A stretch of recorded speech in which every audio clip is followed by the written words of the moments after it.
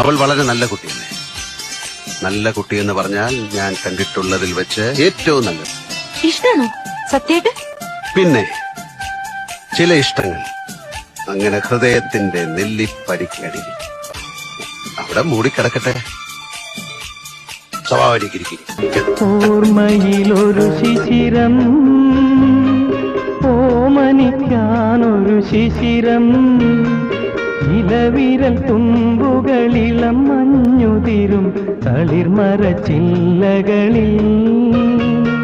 തഴുകി വരും തെന്നലിനും കഥ പറയാനൊരു ശിശിരം.